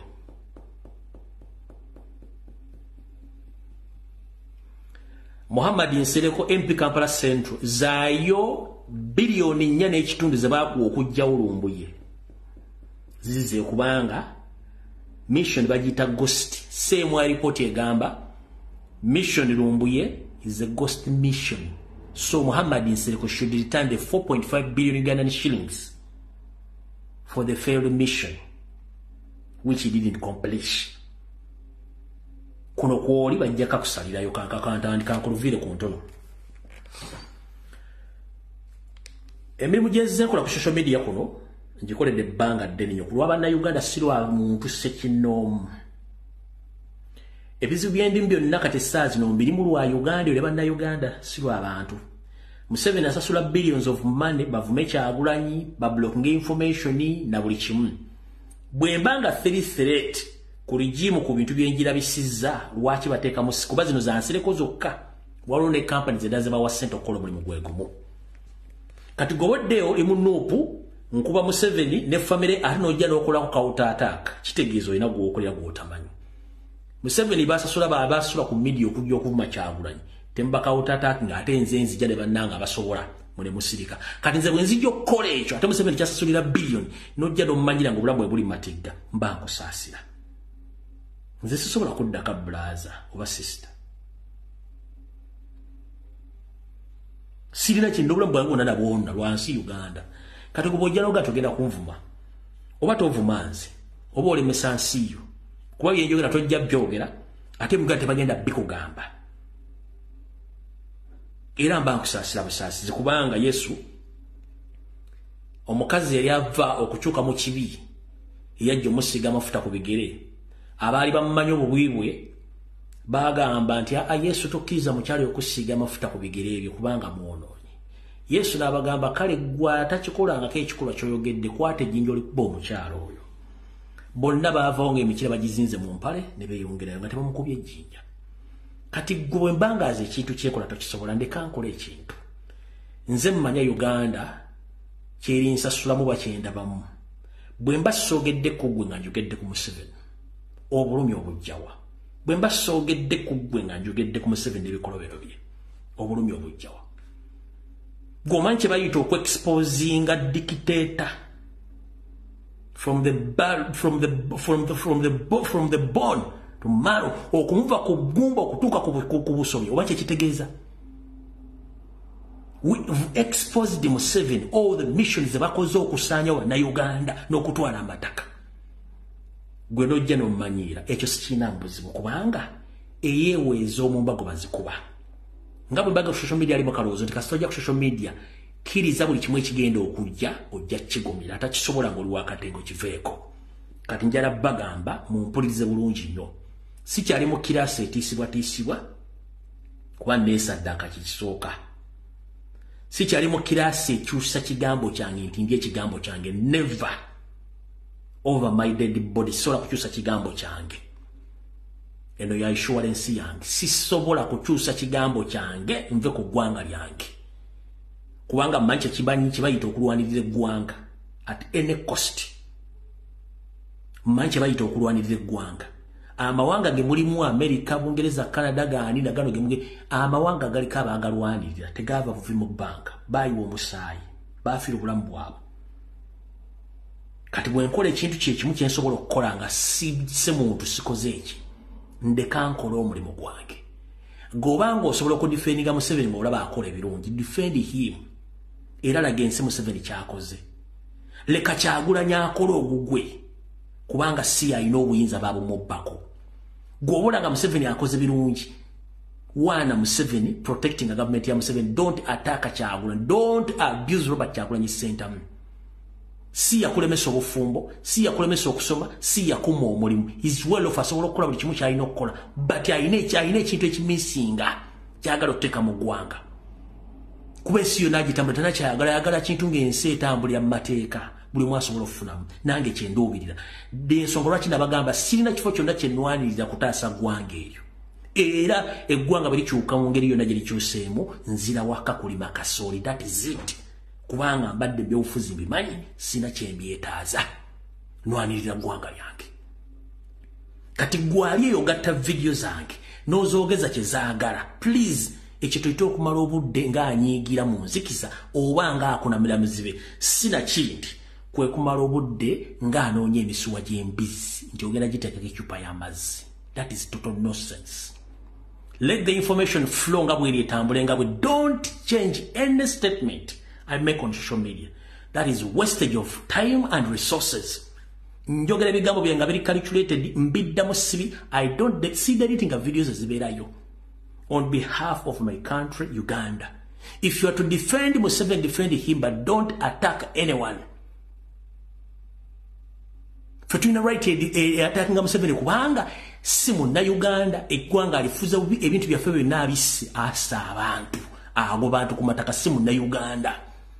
Kati gobojjango ojja ogwira ku nze ddalu ogwira ku muntu mukyamu kuba sigenda kudda musiina budde bw'abalalu kuba mmanyi abalo balina kubeera butabika si ku social media okitegeera so mbategeeza bulungi nnyo sisobola kukyusa statement yankula eggwanga lyange no nibwe ndisigaza omuntu omuga yandaba ejja sigala olowooza mukitegedde bulungi nnyo kati nsereko tutandise omukulu ono previously bwe yajja ng'ajja yemasaganga eggongolo essiba akabugo ng'ayogera ebigambo ebikawufu ng'omususa ono baali bamutadde ku nninga aleete omusajja gwe bayita Lumbuye olwa mission gye yawa Museveni ekisookera ddala omwami ono baamuwa akawumbi kamu n'ekitundu okuyisa etteeka la social media naye nga baali balikoledde inze kamwa kwogera n'abantu abala bakola ku social media etteeka ne balikuba busu eritayita sente bazimu banja tazisasulanga omwami ono bamuwa obuwumbi obula bubiri ajja akolaga n'abantu wano basobole okunzizeeko okunzita nakyo kyamulema ne bamwongera miliyoni zenda 9 akole omulimu gwe gumu nakyo era kyamulema kati bwatuuka bamusaba ssente mission eno omulimu guno gwalimu abaali ba control mwali mukyala mwale byabakama mwalimu Ruth Nachobe mwalimu Twadongo mwalimu Minister Okero Oriemu omwali ne Eso ne mu family ya Museveni bonna bali mu kintu kino naye ebbanga lisenga omwami ono abasubiza results nga teziriiwo kati bamugambye beetaaga ssente zino abeetaaga Lumbuye mu bbanga litasukka mwezi gumu ekitajja kusoboka you can't manage ekyo nakigamba omwami ono semwa yakoze report negamba nti mission nsereko gyesabirako ssente zisuka mbumbe butawo n'ekitundu gye bayita Lumbuye eyo mission it is impossible tekyasoboka nsereka funding essente okusinziira nti aboludda oluvuganya okuli ne balooya Robert Kyagulanyi Ssentamu yasindika basobola okutuuka ku Lumbuye ne balaba waali ne bateekako ne balooya buli kimu ne kirabibwa ne mpapula zaamu olina okumerawo yali naye nsereko ssente ze bamuwa tebawuliranga konti yali agenzeeko mu kibuga bwe kyonna ekyattake n'akola ekintu ekyo oba okuteekako looya oba okuteekawo omusango oba okulabika okukomerayo noba ekintu kyonna tata kyeri abalazi wadde okukola ekintu kyonna so ssente bazeetaaga bamuwadde omwezi gumu n'ekitundu ng'alifaanyiza ssente oba si kyekyo agenda kigwamu kuno kwossa n'abantu abamu bataasasula nsimbi ng'ajjayo nsimbi zino kuba ssente zo ziriko babulooka nabo tebamuli bulungi omwami otakomye ku ekyo alina emisango mingi nnyo egyekuusa ku bufere n'obulyake bwazze akola era semwe badde wandika report n'egiwa Museveni ne bagamba nti either nsereko to produce Lumbuye or to bring back the 4.5 billion Ugandan shillings because the mission failed to mature and Musereko must answer. Those are Sereko ulidde. Yensongola ki yajjanga aleekaana avuma akola ki nga pressure muyitiriddeko. Bano bakomplinga tisereze abeera mu luxurious life kuwujja biwojjolo kuwasambaga bulijjo bukukeera ku macha nakola buli kimu kyalina okukola nga yesereza omuwa musolo azirya. Kati omwami ono bumukeredde olw'ensonga nti talina wagenda kujja musajja gwayogerako kati ye kyeyakoloka mafrejinga n'abanga akwata ku ssente zino entonotono n'abanga agenda asasula abaana okuvuma Robert Kyagulanyi Ssentamu ng'akitaddewo ng'akanyeebwa okubalaga nti akola omulimu nga balumba Robert Kyagulanyi Ssentamu naye nga mission enkulu yakulumba ani ono mukowere erimu mukulu Nsereko insurance ye LUJJI existence ya NRM singe evaawo any time from now bagenda kusiba emyaka gy'otamanyi bufukunya kubanga olina emisango gy'obufere egy'obukumpanya mingi nnyo kati njala soka bategeeza mwenna abantu abali mu diaspora ku social media temwewuunyanga nga bamu ku bantu abaali baasirika nga baaliko mu struggle batandise okuvaayo naye ng'abantu abo bagenda kujja nga tebajja kulumbirawo Robert Kyagulanyi Ssentamu bagenda kujja nga balinga amugamba kino kikoze bubi kino kiriwo ekiti akatu kivuddemu tuli wetebweti abantu abo babeerako ku social media abamu bakulembeze mu diaspora teams Nsereko agenda abatuukirira nga abagula wakati wa miliyoni 3 kunya babo kubanga badda ku side kubanga naye ayinawo maaso awo okulangirira mbu ayinza okwesemba okuba president naye yerabidde nti ate baagala 4.5 billion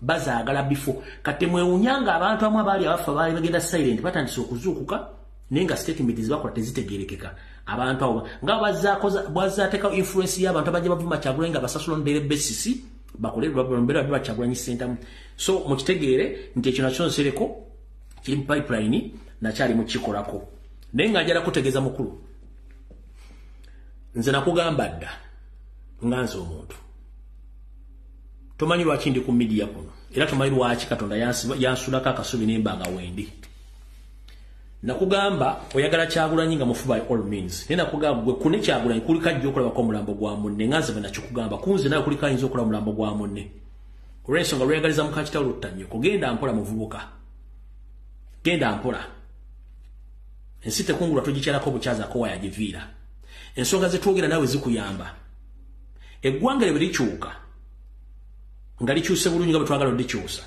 gojjo singo funa musosiffe nkiddamu eggwanga lye likyuka gogenda difunamu okusinga ffe kubanga ffe tuli bantu abalwana mu sikulu eluweero tebasibi bali mu ofiisi essaawa zino bananya abanyumirwa eggwanga lino kati gobodda mu kulemesa enkyukakyuka ate nga webuzabuza nga afukaana aba tuli woddo oluvuganya nga tuli waddo oluvuganya omala biseera ofubye nnyo okuteeka erinnya lya Kyagulanyi wansi naye gy'okomye oliteeka wansi nawe gy'okomye okwoleesa obwerere bwo naye njagala kukulabula omulundi ogusembayo mukulu mu buli kyokola kikole makubanga ensi ekuleka enkya tomanyi kiddamu nga Museveni watamanyi kiddako enkobo ziyitirira obungi ate zeekyusiriza nnyinizo Yoseri essaawa zino ali mu katyabaga ekiri ekongo kitokota si kisaanikire talina nsimbi yensonga lwaki ggwanga Uganda omuli abasajja abafera bambala amasuuti balemesezza ensi okulaakulana olw'obufera bali mu ofiisi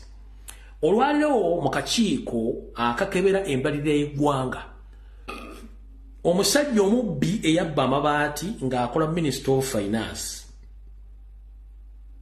eyabba omu ku babba amabaati bamuyita yabala bakolana mu Bank of Uganda azze n'embalirira nga batadde bakukusirizaamu akasiriivu kamu mu bukadde 606 oyo minister ali mu finance bazze n'embalirira bagenda osoma omwaka guno naye nga balina ssente bakuyita kuzizika nga bazizikiddemu akasiriivu kamu mu bukadde 606 bamubuuzizza essente zino zaaki nga matama ntengo akasiriivu kamu obukadde 606 naye nga oyo omusajja y'omu ku babba amabaati era n'omusango ne gumusinga n'omutwala ne Luzira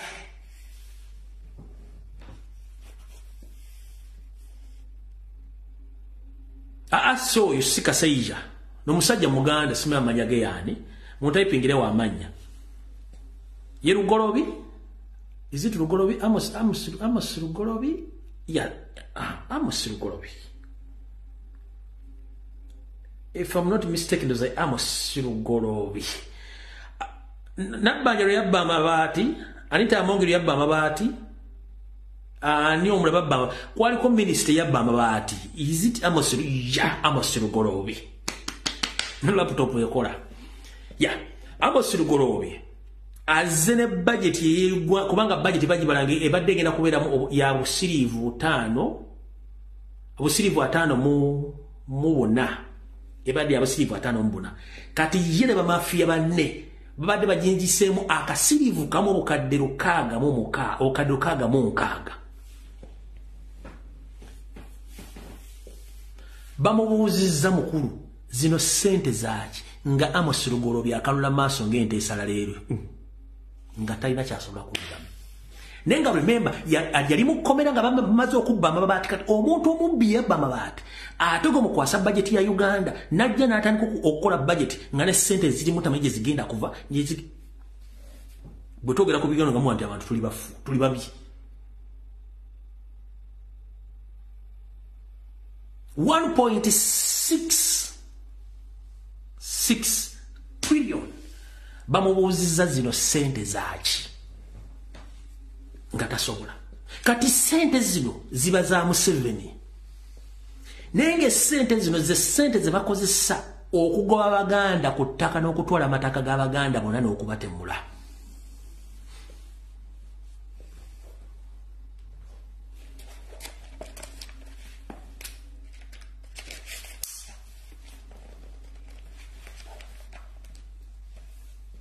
era zijja mu existence zitya wano we tugenda manze video yange ngitambula bulungi nejikulukira bulungi nnyo n'ogitegeera weetandikidde mpaka weneefundikira kati akasirivu kamu mwobukadde 606 teziriko buvo na buddo wabula adda nga bwe yabba amabaati.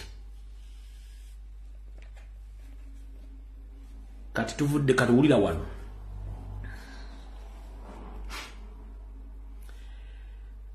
Njala tegeeza abasajja n'abakazi mwenna mu bitundu bino wammanga mwegendereze nnyo. Yoseri Tibahabulwa alina ettaka lyagala okusenzaako Abanyarwanda be, ng'ettaka lino liri Kayunga nga lya Kayunga Forest Reserve. Ettaka lino ddene nnyo nga baliyita Kayunga Forest Reserve. Ettaka lino Yoseri ayagala ditwala era aliteekeko abasajja be Abanyarwanda abasukka mu 200 already abayingira eggwanga. Naye ettaka lino abantu beekumyemu ogutaaka ne beekyanga.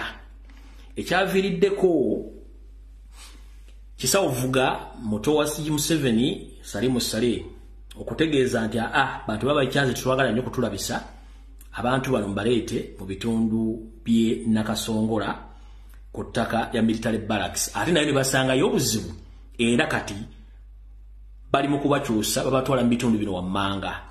Omuli ebitundu omuli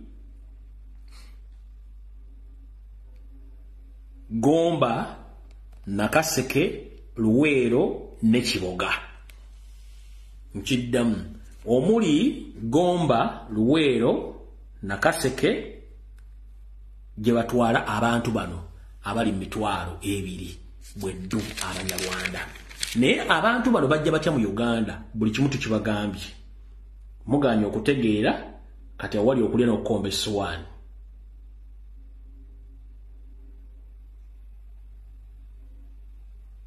Mukitegedde bulungi wali okulya n'okukomba essowaani. Kati kambajjukize mwenna. Nkubiriza omulango okutakungula. Buli Munnayuganda yenna ali mu UPDF n'abali mu SFC. Nammwe abalina programs endala z'ettamanyi. Ngenda basaba. Ku lw'abaana bammwe ne bazzukulu bammwe ne ku lw'eggwanga Uganda. Ekimala kimala.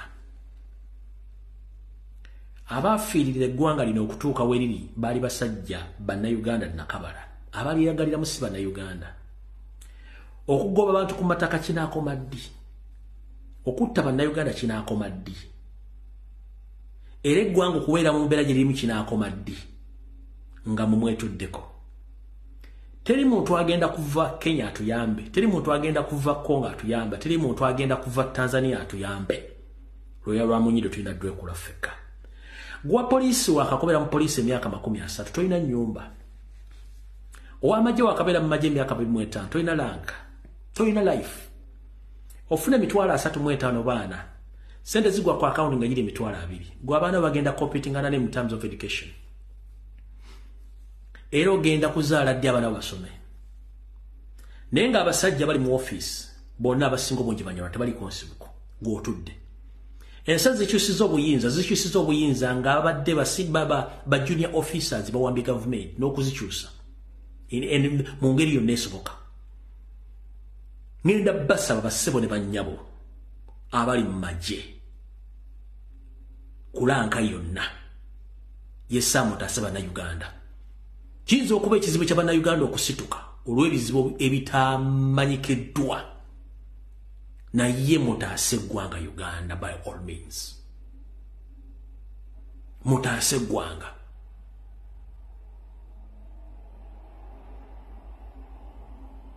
Muyinza okukiyita ng'ekyokusaaga. Uganda eyolekedde akaseera akazibu. Gwatudde wano njagala nsooka kubulya emboozi eno gitegeere.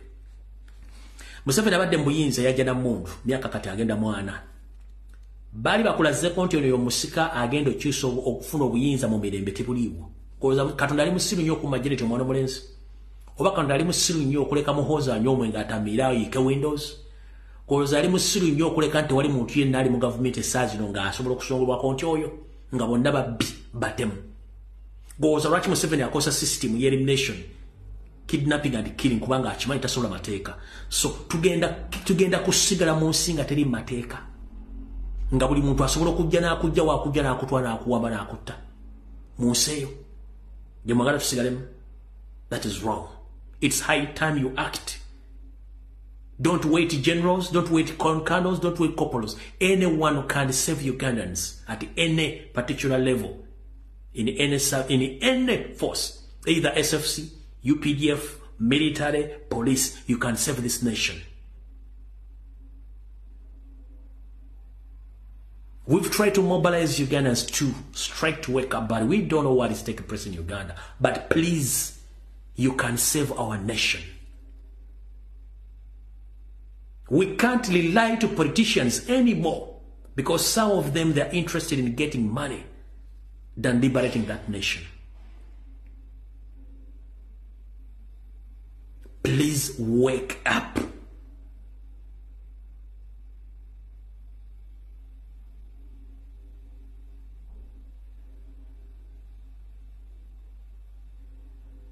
Ugandans are eager and they are yearning for change. But there is something which is missing. Ugandans are eager for change and they are yearning for change, but there's something missing. That is UPDF.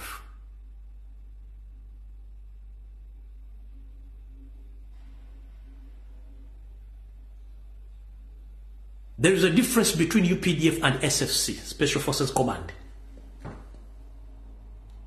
UPDF serving officers, you are earning around 300 to 400 per month. But any serving officer in SFC, they are earning 1.5 per month. And they are eating well. They are sleeping well. They have sophisticated weapons. They sleep well. But for you, you earn little, you don't sleep, you don't eat good, you have nothing in life. But remember, SFC is full of Rwandese and foreigners. These are not Ugandans. And it is very funny. You have been serving that nation almost for 30 years, but you don't own even a single plot of land of 100 by 50. You don't have life. But remember, Robert Kyagulanyi Ssentamu promised you that each and every serving officer, including the doctors, all they will earn 1 million per month. And the money is there. Ask yourself where these Rwandese are getting money. They own miles of land from where? They are driving expensive vehicles. Where they get money? They are sleeping in mansions, but for you are sleeping in tents. Mama ingia pole.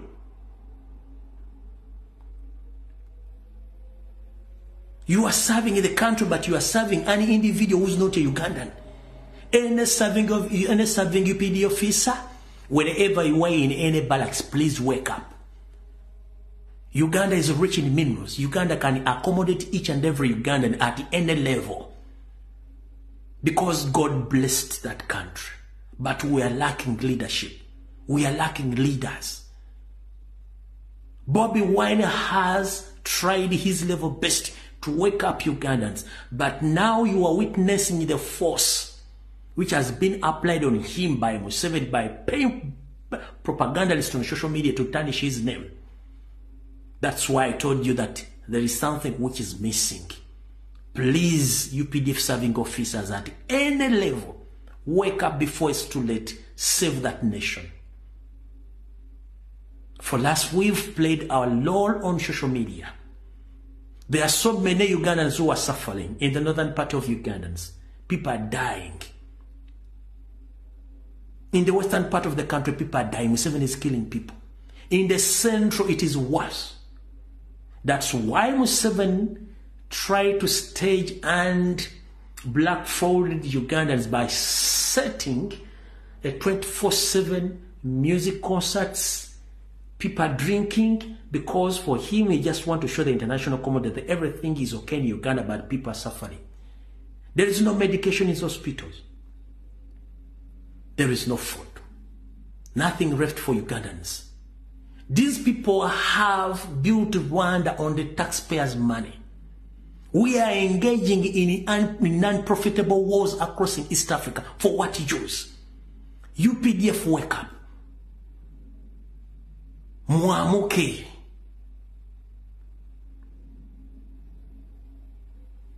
Kila mtu amekuwa analala sawa hii.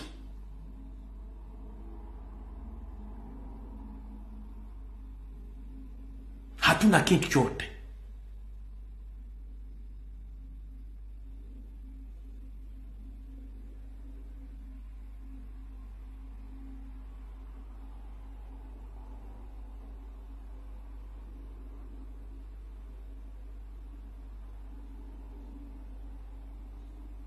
Munajuanga vizuri Museveni na familia yake walitoka huko Rwanda. Hao si wananchi wa hii nchi yetu Uganda.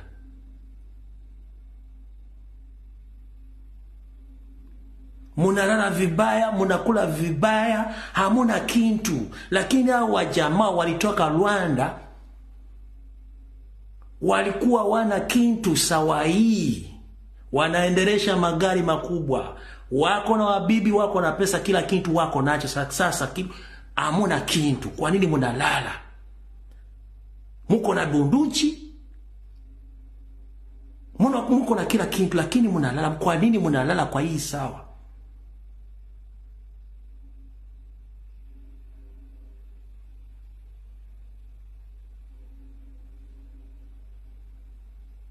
Hawa Wanyarwanda wanamaliza nchi yetu.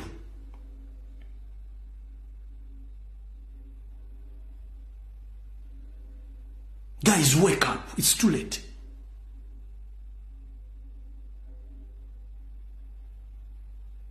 Compare the country which left and the country which we have right now with these foreigners. We have nothing.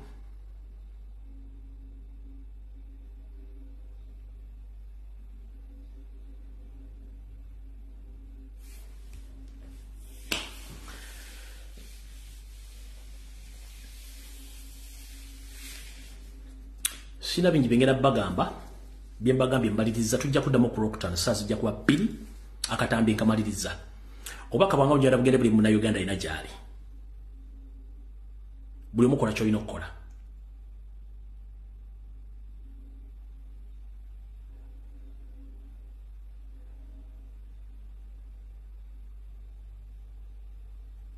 sisi wananchi hatuna power iko kwa UPDF. Sasa kila serving UPDF officer hamuka baba. Wananchi hawana power iko kwenyu. Muko na bunduki, muko na kila kitu. Ni sawa. Muamuke. May God bless you. Stay blessed. Mukawa bankumire tusekane ku Rockton sazi ja kuba 2. Mwelaba.